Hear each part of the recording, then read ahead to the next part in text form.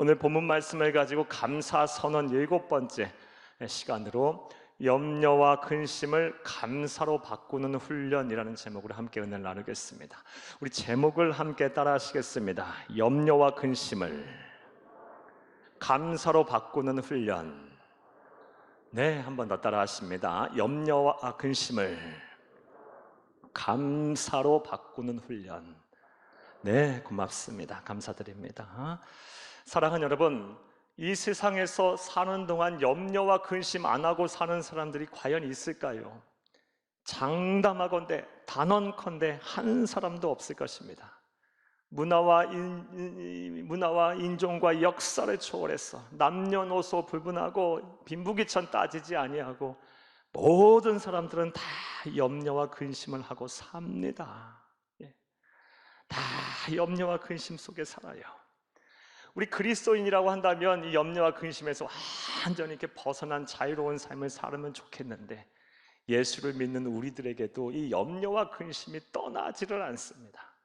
하나님의 나라 가는 그날까지 우리 이 세상에 사는 동안 우리 목숨이 붙어있는, 숨이 붙어있는 그 순간까지 우리는 매일 매 순간 염려와 근심을 하며 살고 있고 또 살 것입니다.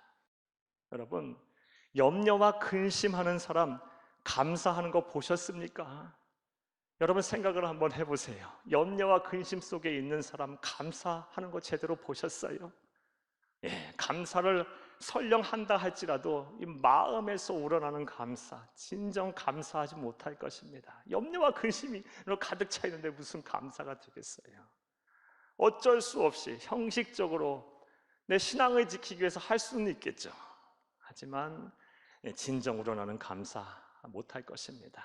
그리고 이렇게 감사가 없는 삶 행복하겠습니까? 불행하겠죠. 감사가 있는 곳이 천국입니다.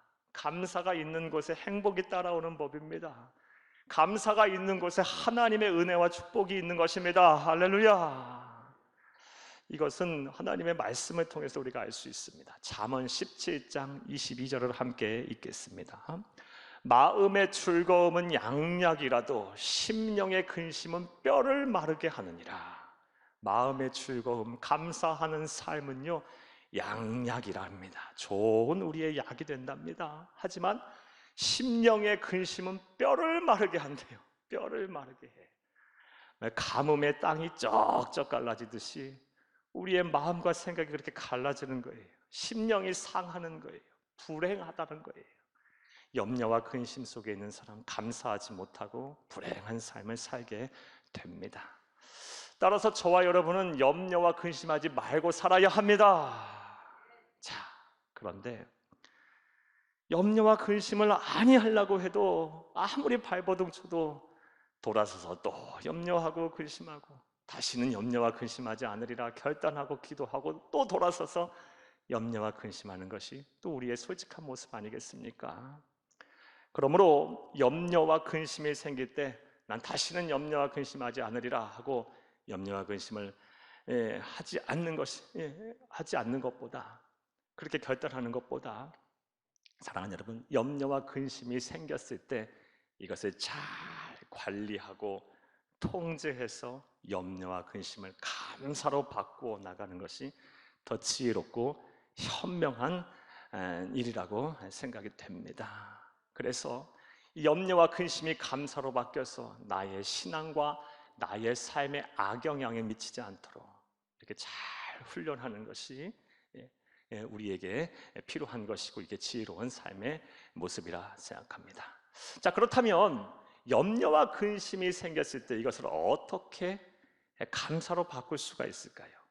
이 염려와 근심을 감사로 바꾸기 위해서 우리는 어떠한 훈련을 해야 할까요? 이에 대한 답을 본문에서 찾아드리기에 앞서서 먼저 본문의 배경 설명부터 여러분에게 해드리겠습니다. 사랑하는 여러분, 예수님께서 공생애를 시작하시자, 온 인류를 구원할 메시아로서의 삶을 시작하시자 수많은 사람들이 예수님 주변에 몰려들었습니다. 예수님께서 막 천국 복음을 말씀하시고 생명의 말씀을 전하시고 무엇보다 수많은 기적과 이적을 베푸시자 많은 사람들이 예수님 주변에 몰려들었습니다. 그런데 그들은 대부분이 하루 먹고 살기 힘든, 하루 먹고 살기가 바쁜 절대 빈곤층들이었어요. 그리고 세상에서의 소망이 없던 사람들이었어요. 하루하루 죽지 못해 사는 사람들이 거의 대부분들이었습니다. 그러한 가운데 하나님의 말씀, 진리인 하나님의 말씀은 안타깝게도 그들에게 소망이 되지 못했었어요. 그 당시에요. 그 이유는 하나님의 말씀의 능력이 없어서가 아니라 하나님의 말씀을 해석하고 가르치고 적용하는 사람들이 잘못을 했기 때문이에요. 당시 하나님의 말씀을 해석하고 가르치고 적용하던 바리새인들과 서기관들이 하나님의 말씀이 생명의 말씀이고 소망의 말씀임에도 불구하고 이 말씀을 잘못 해석하고 가르치고 적용해서 오히려 백성들에게 큰 어려움을 주고 큰 상처를 주었어요. 그런데 이러한 일이 오늘날 비일비재하게 많이 일어나고 있어요. 우선 이단들이 그러하죠. 복음을 왜곡하고 하나님의 말씀을 잘못 해석해서 성도를 미혹하고 영원한 사망에 이르게 하는 이단과 사이비들이 이 땅에 얼마나 많은지 몰라요. 사랑하는 여러분, 설교를 준비하며 찾아보니 자칭 자신이 창조주 하나님이란 사람이 우리나라에만 300명이 넘어요. 그리고 자신이 재림 예수라고 하는 사람들이 1500명이 넘는다고 합니다. 이 땅이에요. 또한 하나님의 말씀을 사유화해서 자신의 일속을 치르려는 그런 사람들은 또 이 땅에 얼마나 많습니까? 자신의 욕심과 욕망과 야욕을 채우려는 하나님의 말씀을 교묘하게 빗대어서 그렇게 전하고 선포하는 사람들이 얼마나 많은 줄 몰라요. 특별히 요즘 인터넷상에 떠도는 그런 메시지들 보면 참 마음이 아프고 불편하고 힘들어요. 하나님의 말씀을 자의적으로 해석하고 과격하게 해석하는 사람들이 너무 많아요. 너무 신비주의적인 한쪽으로 막 치우치기도 하고 또 균형이 잃은 그런 신학적인 노선에서 막 과감 없이 말씀을 전하는 사람들이 정말 많아요. 사랑하는 여러분, 이런 말씀들, 이런 메시지를 자꾸 듣다 보면요, 당장은 내 귀에 아주 달콤하게 들리고 내 마음이 시원하고 은혜가 될지 모르겠지만 반드시 심령이 상하게 돼 있어요. 사랑하는 여러분, 하나님의 말씀은 복음주의적인 입장에서, 예수 그리스도의 구속사적인 입장에서 균형이 딱 잡힌 설교자의 설교를 통해서 들으셔야 합니다. 부디 영적으로 분별을 잘 하시고 교회 방침에 잘 따라서서 여러분 하나님의 말씀을 잘 듣고 배울 수 있는 여러분들이 되기를 간절히 주의 이름으로 부탁을 드립니다. 자, 다시 본문의 배경으로 다시 돌아와 보겠습니다. 이렇게 바리새인들과 서기관들의 이 잘못된 행동으로 인해서 고통을 받는 이 백성들을 향해서 하나님이신 예수님께서는 하나님의 뜻인 율법을 재해석하실 필요가 있으셨습니다. 다시 온전하게 가르치실 필요가 있으셨어요. 그래서 갈릴리 인근 해변 야산에 올라가셔서 주옥 같은 설교를 많이 하셨어요. 그 설교들이 마태복음 5장에서 7장에 기록되어 있고 산에 올라가셔서 주옥 같은 많은 메시지를 전하셨다, 남기셨다 해서 우리는 그것을 가리켜 산상수훈, 산상보훈이라고 부릅니다. 그리고 오늘 본문 말씀은 이 산상수훈 가운데 절정에 해당되는 말씀이에요. 그리고 그 내용의 핵심이 무엇입니까? 염려와 근심을 하지 말라라는 것입니다. 자, 배경과 내용이 이해되셨습니까? 자, 이런 내용을 이제 바탕으로 생각을 해보겠습니다. 사랑하는 여러분, 우리의 염려와 근심을 감사로 바꾸기 위해서 우리는 어떠한 훈련을 해야 할까요? 평생 염려와 근심 속에 살아야 할 우리들인데 이 염려와 근심을 잘 관리하고 통제해서 잘 훈련해서 감사로 바꾸는 삶이 지혜롭고 복된 성도의 삶인데 그러기 위해서 우리는 어떠한 훈련을 해야 할까요? 자, 이제부터 따라 하시겠습니다. 첫째로, 염려와 근심 때문에 몸과 마음이 상하지 않도록 마음과 생각을 지키는 훈련을 해야 합니다. 염려와 근심 때문에 몸과 마음이 상하지 않도록 무엇을 하는 훈련을 해야 합니까? 마음과 생각을 지키는 훈련을 해야 돼요. 염려와 근심 때문에 마음과 생각이 무너지는 사람들이 얼마나 많은지 몰라요. 여러분, 마음과 생각이 무너지면 심신이 다 불편하게 돼 있어요. 아프게 돼 있어요. 오늘날 이 염려와 근심으로 이 원인이 된 스트레스 때문에 이 스트레스가 만병의 근원이라는 거 모르시는 분 없을 거예요. 실제로 이 스트레스 때문에, 염려와 근심 때문에 뭐 소화불량, 두통, 면역 저하, 뭐 감기, 몸살, 뭐 우울증, 불면증, 뭐 암도 생기고 막 혈관 질환도 생기고 막 심장병도 생기고 뭐 만병이 다 이 염려와 근심, 스트레스 때문에 생긴다는 거 우리 너무나도 잘 알고 있어요. 설교를 준비하며 대한치매학회에서 발간한 소식지 한 읽어보니까요, 이 지속적으로 염려와 근심을 하는 사람, 그래서 스트레스가 계속 이렇게 높은 사람은 연세가 드셔서 노인성 치매에 걸릴 확률이 그렇지 못한 사람에 비해 3배나 높답니다. 그러니까 이게 우리 몸과 마음을 심하게 상하게 하는 거예요.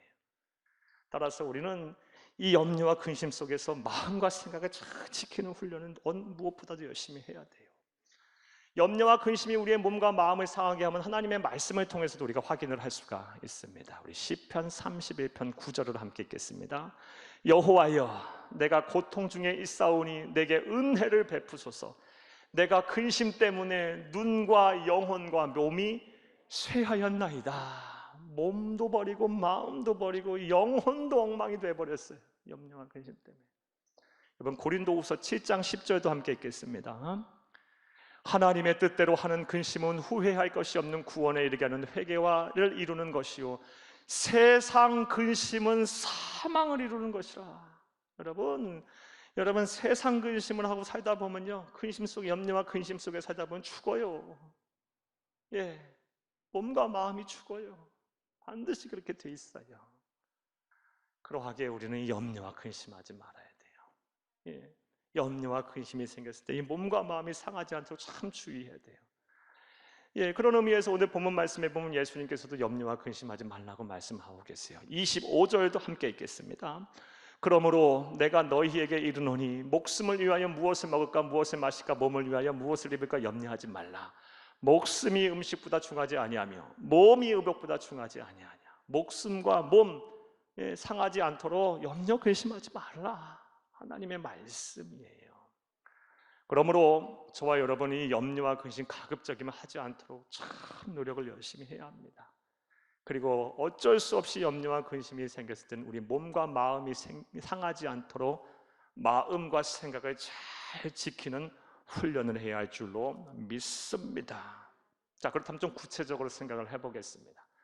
우리 염려와 근심 때문에 우리의 몸과 마음이 상하지 않도록 마음과 생각을 지키는 훈련이란 어떻게 하는 걸까요? 무엇을 하라는 것일까요? 마음과 생각을 지키라. 뭐 어떻게 하라는 걸까? 어떤 훈련을 하라는 걸까요? 간단하게 이에 대한 말씀을 한번 드려볼게요. 이에 대한 답을 사도 바울의 입을 통해 하나님 주신 말씀을 통해서 우리가 알 수 있습니다. 빌립보서 4장 6절에서 7절입니다. 아무것도 염려하지 말고 다만 모든 일에 기도와 간구로 너희 구할 것을 감사함으로 하나님께 아뢰라. 그래 모든 지각에 뛰어난 하나님의 평강이 그리스도 예수 안에서 너희 마음과 생각을 지키시리라. 뭐 하라는 거예요? 감사하며 기도하라는 거예요. 이게 바로 마음과 생각을 지키는 방법이랍니다. 사랑하는 여러분, 우리가 무슨 힘으로 무슨 능력으로 우리의 마음과 생각을 지키겠어요? 아무리 멘탈이 강하고 정신력이 강한 사람도 한순간에 무너지는 거 우리의 모습 아니에요. 한순간에 무너져 내려요. 밑바닥이 어딘지도 모를 정도로 꺼져버려요. 마음과 생각은 하나님이 지켜주셔야 되는 거예요. 우리의 마음을 설계하고 우리의 마음을 창조하신 하나님이 지켜주셔야 돼. 그런데 그 방법이 무엇합니까? 너희 구할 것을 감사함으로 하나님께 아뢰라. 그래 모든 지각에 뛰어난 하나님의 평강이 그리스도 예수 안에서 너희 마음과 생각을 지키시리라. 감사 기도하는 거예요. 여러분, 이제 권면의 말씀을 드릴게요. 여러분, 염려와 근심 때문에 몸과 마음이 상해 계십니까? 그리고 마음과 생각을 지켜야 되겠습니까? 그렇다면 감사 기도를 하세요. 시간을 정해놓고 계속 반복적으로 감사 기도를 하세요. 조건을 찾아가면서 억지로라도 하세요. 하루 24시간 1시간씩만 기도해도 24번 할 수 있고요. 10번만 해도 10시간만 잡아도 시간마다 한 번씩만 한다 해도 10번 이상 할 수 있어요. 감사 기도를. 자꾸 반복적으로 감사 기도로 훈련을 하세요. 그러면 하나님께서 예수 그리스도 안에서 우리의 마음과 생각을 지켜주실 것입니다. 염려와 근심을 감사로 바꾸는 훈련, 첫 번째가 무엇입니까? 염려와 근심 때문에 우리의 몸과 마음이 상하지 않도록 마음과 생각을 지키는 훈련입니다. 그리고 그 훈련의 방법은 감사 기도를 하라는 것입니다. 이러한 실천이 여러분 가운데 있기를 간절히 주의 이름으로 축복합니다. 또 두 번째로, 염려와 근심을 감사로 바꾸기 위해서 우리는 어떠한 훈련을 해야 할까요? 따라 하시겠습니다. 둘째로, 염려와 근심 속에서 나를 위해 일하시는 하나님을 보는 훈련을 해야 합니다. 염려와 근심 속에서 나를 내버려 두지 아니하시고, 나를 유기하지 아니하시고, 나를 방치하지 아니하시고, 나를 위해서 일하시는 하나님을 보는 훈련을 해야 해요. 그러면 염려와 근심이 감사로 바뀌게 될 겁니다. 오늘 본 말씀 31, 32절 함께 읽겠습니다. 그러므로 염려하여 이르기를 무엇을 먹을까, 무엇을 마실까, 무엇을 입을까 하지 말라. 이는 다 이방인들이 구하는 것이라. 너희 하늘 아버지께서 이 모든 것이 너희에게 있어야 할 줄을 아시느니라. 아멘. 25절에 무엇을 먹을까, 무엇을 마실까, 무엇을 입을까 염려하지 말라라고 하신 이후에 또 반복해서 31절에 염려하여 이르기를 무엇을 먹을까, 무엇을 마실까, 무엇을 입을까 염려하지 말라고 또 말씀을 하세요. 그러면서 무슨 말씀을 이어하십니까? 이것은 이방인들이나 하는 거야. 이방인들, 예수 안 믿는 사람들이나 그거 하는 거고, 불신자들이나 염려 근심하는 거고, 하늘 아버지께서, 우리 하나님께서 우리에게 다 있어야 할 거, 뭐가 필요한지도 아신다고. 아니, 아시니까 너는 염려하지 말라라는 거예요. 아시는데 그치겠어요? 일하시겠죠. 일하시고 계세요. 그러므로 염려와 근심을 감사로 바꾸려면요, 이렇게 나의 필요를 채우시기 위해서 일하시고 계시는 하나님을 볼 수가 있어야 돼요. 부디 이 하나님을 보는, 염려와 근심 속에서 나를 위해서 일하시는 하나님을 보는 훈련을 부지런히 하시기를 간절히 주의 이름으로 축복합니다. 자, 그렇다면 또 구체적으로 좀 생각을 해보겠어요. 하나님을 보는 훈련은 어떻게 해야 할까? 이에 대해서 성경은 참 많은 말씀을 우리에게 주고 계세요. 근데 오늘은 본문 말씀 안에서만 그 답을 한번 찾아보겠습니다. 사랑하는 여러분, 25절에 무엇을 먹을까, 무엇을 마실까, 무엇을 입을까 염려하지 말라라고 하나님께서 말씀하신 이후에 두 가지의 권면을 이어서 하고 계세요. 먼저 26절입니다. 함께 읽겠습니다. 공중에 새를 보라. 심지도 않고 거두지도 않고 창고에 모아들이지도 아니하되 너희 하늘 아버지께서 기르시나니 너희는 이것들보다 귀하지 아니하냐. 아멘. 우리 주님께서 말씀하시고 나서 염려와 근심하지 말라 말씀하시면서 시청각 교육을 이제 시작하셨어요. 공중에 나는 새를 보라, 새를 보라. 그러니까 대자연 만물을 보라라는 거죠. 보라. 심지도 않고 거두지도 않고 창고에 모아두지도 아니한데 너희 하늘 아버지께서, 우리 하나님께서 다 알아서 그 미문 하나하나까지 간섭하시면서 챙기시면서 입히고 기르고 먹이시지 아니하냐. 그런데 그런 미물과 너희들을 비교해봐. 비교할 수 없을 정도로 하나님께서 하나님 입장에서 너희들이 더 귀하지 아니하냐. 뭘 걱정하느냐, 이 말씀이에요. 공중에 나는 새를 보라. 이 보라의 헬라어 원어는 엠블레토라는 단어예요. 엠블레토의 정확한 의미는 그냥 주마간산하듯이 이렇게 보는 것이 아니고 연구하듯이, 뭔가 막 조사하듯이 꼼꼼하게 자세히 살피면서 관찰하라라는 의미예요. 그러니까 하나님께서 우리에게 제시하신 방법은 대자연 만물을 유심히 관찰하고 조사하고 연구하듯이 보라라는 거예요. 그리고 거기서 뭘 보라는 거예요? 하나님이 하나도 빠뜨리지 아니하고 간섭하시면서 챙기시면서 기르고 입히시는 그 하나님의 섭리와 사랑을 보라라는 것입니다. 자, 이런 말씀을 하셨고 또 하나의 권면은 28절입니다. 28절도 함께 읽겠습니다. 또 너희가 어찌 의복을 위하여 염려하느냐. 들의 백합화가 어떻게 자라는가 생각하여 보라. 수고도 아니하고 길쌈도 아니하느니라. 들에 핀 백합화를 보라고 이번에도 말씀하세요. 공중에 새를 보라 하셨고 들에 핀 백합화를 보게라 하셨어요.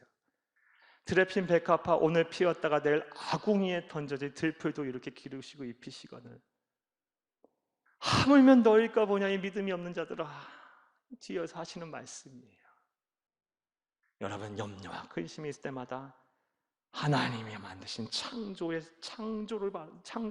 이 산물들을 바라보세요.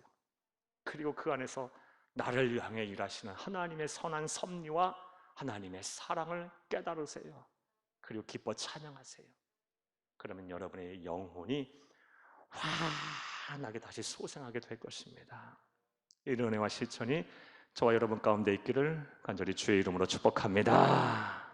또 염려와 근심을 감사로 바꾸기 위해서 우리는 어떠한 훈련을 해야 할까요? 따라 하시겠습니다. 셋째로, 내일 일은 내일 걱정하는 훈련을 해야 합니다.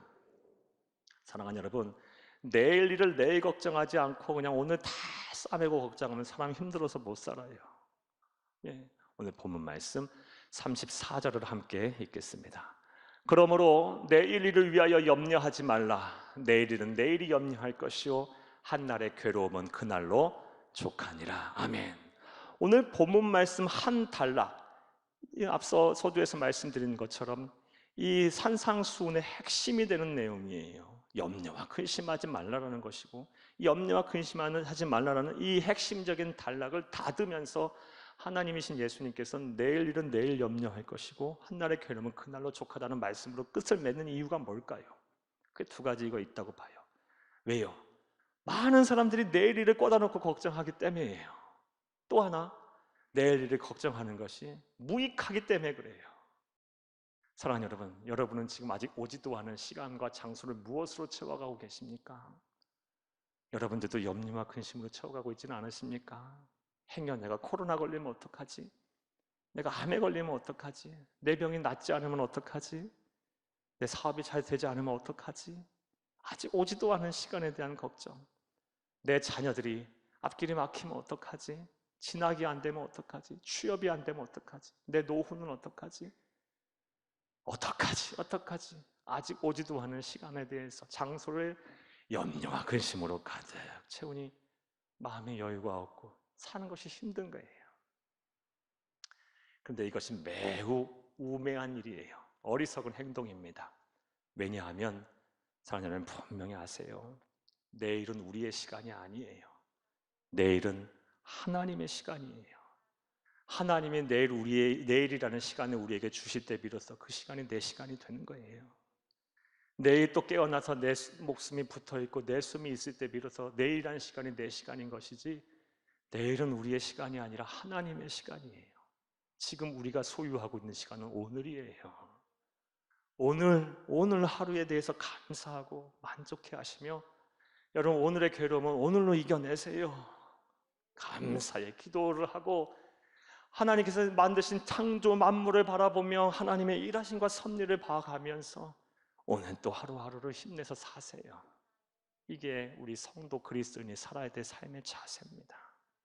그리고 내일 걱정은 내일 하리라 하면 날마다 내일 걱정은 오늘의 한날의 괴로움은 그날로 족하다며 이 훈련을 계속하세요. 오늘의 충실한 삶, 오늘이란 나에게 주어진 하나님이 주신 시간에 감사하는 삶. 내일 걱정은 내일 하리라. 자꾸 내일 하나님에게 맡기고 하나님의 시간은 하나님의 시간을 구하는 삶, 이 삶을 사시는 훈련을 하기를 간절히 바랍니다. 사랑하는 여러분, 날마다 감사기도 억지로라도 하세요. 또한 염려와 근심 속에서 나를 위해 일하시는 하나님을 보는 훈련을 하세요. 현실이 답답하고 괴로우면요, 그거 계속 쳐다본다고 답이 나오지 않아요. 잠시 내려놓으시고 잠잠히 하나님의 구원을 기다리세요. 온 우주 만물을 창조하신 하나님의 선한 창조물을 보세요. 하나하나 챙기시면서 다 미물까지 다스리고 간섭하시며 보호하시고 지키시는 하나님께서 하물며 우리를 내버려 두시겠습니까? 믿음이 없는 거예요. 하나님을 믿으세요. 확신을 가지세요. 나아가 내일 일은 내일 염려하세요. 이것은 이런 훈련을 자꾸 반복하다 보면 염려가 변하여 감사가 될 것이고, 감사는 또 감사로 더 큰 감사를 낳게 될 것이고, 저와 여러분의 삶의 지경은 하나님의 은혜로 가득한 천국이 될 것입니다. 이런 은혜와 축복이 저와 여러분의 복이 되기를 간절히 주의 이름으로 축복합니다. 축복합니다.